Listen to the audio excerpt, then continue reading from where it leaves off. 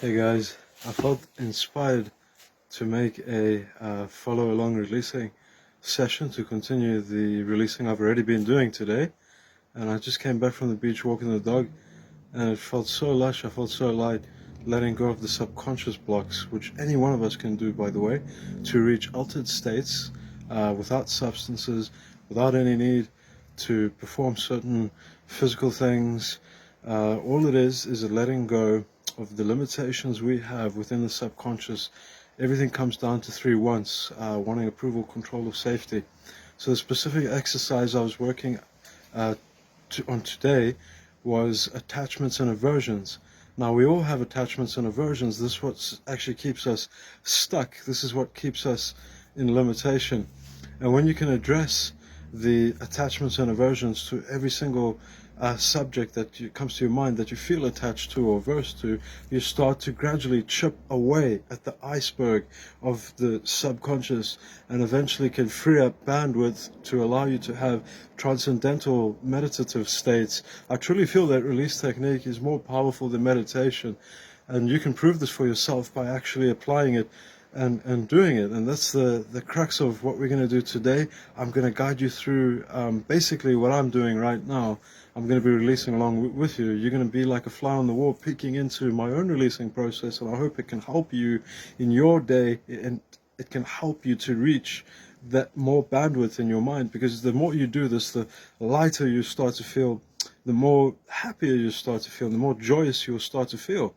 And more than that, life becomes easier.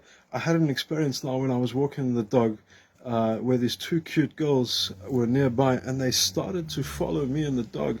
It seemed like that anyway, and it's not a uncommon thing to happen where people are drawn to you, because your energy gets buoyant, it gets loose, it gets high vibe, and people can naturally feel that, because we're all sending out and receiving signals. And when we really tap in to the true self, beyond all the limitations and the covers and the rose-colored lenses that we put over ourselves with all these attachments and aversions, the more we have a clear line of communication to share and give from a very loving place, from a place of abundance, from a place of peace, from a place of clarity.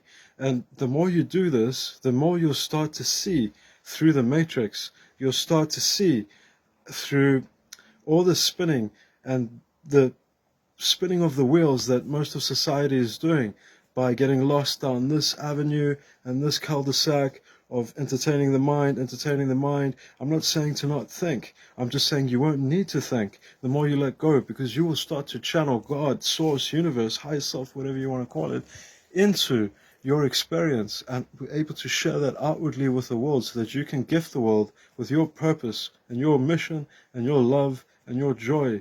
So right now, could you look at an advantage? We're going to get a stream of consciousness going, so we can unlock the subconscious and start to chip at it, away at it, one release at a time. What's an advantage of doing something?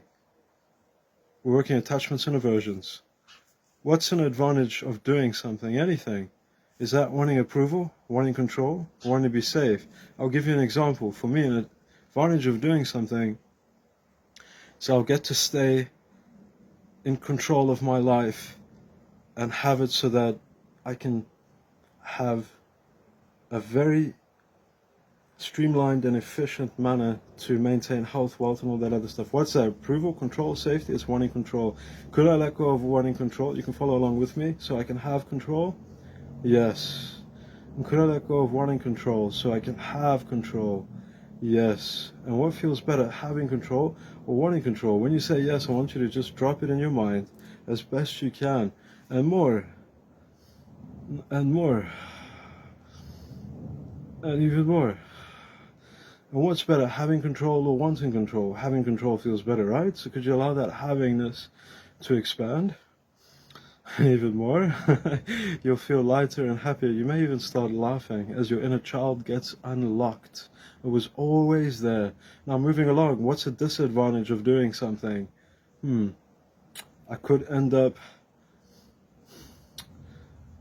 hurting myself inadvertently. Want approval, wanting control, wanting to be safe, wanting safety. Okay, I'm bringing up the subconscious and seeing what's in there. So could I let go of wanting safety so I can have safety? There's nothing wrong with having. It's the wanting that keeps it away from us. Could I let go of wanting safety so I can have safety? Yes. And even more? Yes.